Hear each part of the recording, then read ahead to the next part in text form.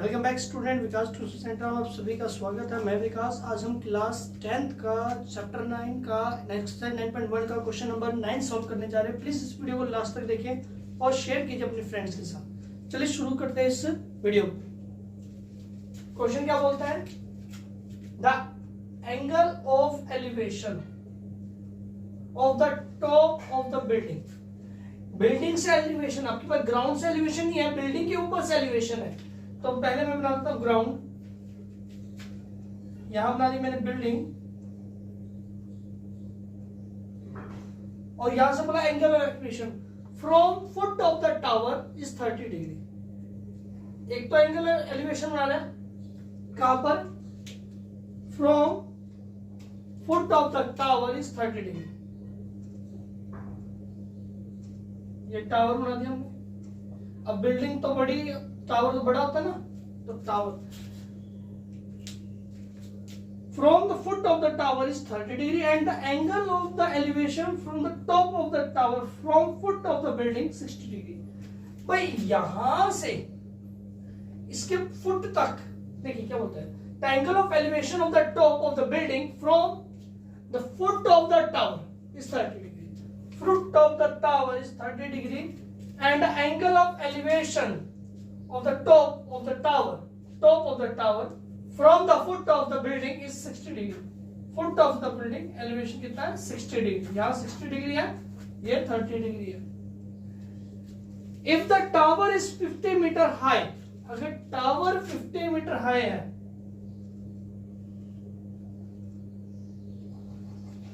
तो find the height of the building. तो building की हाइट फाइंड कीजिए। स्टूडेंट्स, हम इसको पॉइंट फिगर में कन्वर्ट कर देते हैं कि जो बिल्डिंग थी हमें नहीं मालूम कितनी थी, तो पहले बिल्डिंग को मेंशन कर दिया ऐसे, और टावर को हमने मेंशन कर दिया कुछ इस टाइप से, और इसको ज्वाइन कर दिया। टावर की टॉप से और उसकी बिल्डिंग की फुट तक का जो एंगल ऑफ एलिवेशन है वो है 60 डिग्री, और बिल्डिंग के टॉप तक और फुट ऑफ द टावर के एंगल ऑफ एलिवेशन है विच आर 30 डिग्री।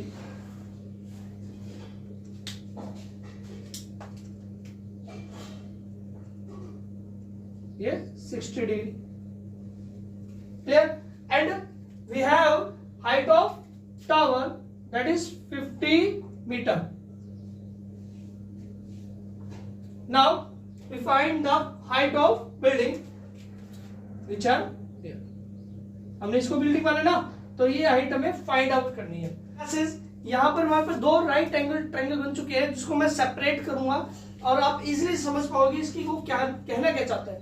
तो हमने फिगर ये है, तो हम आगे सॉल्व करते हैं इसको दो हिस्सों में।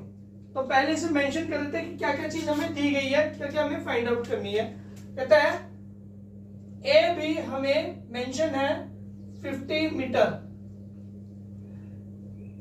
डी से हमें फाइंड आउट करनी है विच आर एक्स या क्वेश्चन मार्क। हमारे पास थीटास दिए हुए हैं 30 डिग्री एंड 60 डिग्री। अब मैं इस फिगर्स को पहले दो हिस्सों में तोड़ रहा हूं, मैं इस दो हिस्सों में अलग अलग कर दे रहा हूं इसको। तो स्टूडेंट, हमने इस फिगर को सेपरेट कर लिया है दो हिस्सों में, जिसमें ट्रायंगल बनता है डी सी बी और ट्रायंगल बनता है ए बी सी। तो यहां से हमें क्या क्या मेंशन और हमें क्या निकालना है उस चीज को ध्यान से देखें। परपेंडिकुलर हमने मान लिया एक्स, तो हमें बेस निकालना, क्योंकि बेस ही यहाँ पर है ना। देखिए बेस इक्वल है तो हमें बेस ही निकालना पड़ेगा यहाँ से। तो पंडित बदली प्रसाद हर हर बोले, तो परपेंडिकुलर हमने माना है कि हमारे पास एक्स है और हमें बेस निकालना है। तो बेस, तो ये क्या आ गया बच्चा? P by B which are tangent. Tangent 30 degree perpendicular upon में बेस। 30 का वैल्यू क्या रहता है? 1/√3। डीसी क्या है? एक्स है, और बीसी क्या है?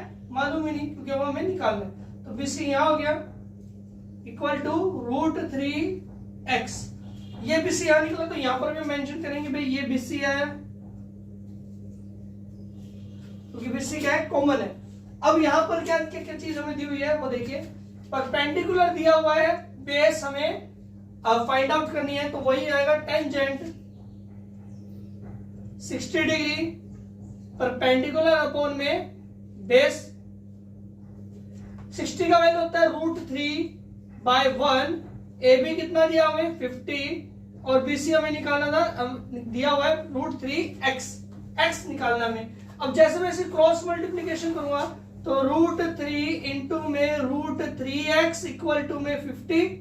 और जब रूट, आपको प्रॉपर्टी याद होनी चाहिए कि √3 इंटू √3 इक्वल टू 3, तो देन इसके से मल्टीप्लाई करेंगे तो 3x equal to 50। Now x equal to 50/3, तो हम इसको डिवाइड कर लेंगे 3 की टेबल से। वैसे जाना तो नहीं है, पीछे 0 है, तो 3 1 जा 3 एंड 3 6 जा 18। तो अपने पास आंसर क्या है बेटा 2/3 मीटर। ये आंसर जो हमारे पास आया DC equal to 16 and 2/3 metre. I hope आपको ये वीडियो अच्छी लगी होगी। प्लीज चैनल को सब्सक्राइब कीजिए, वीडियो को लाइक कीजिए और शेयर कीजिए।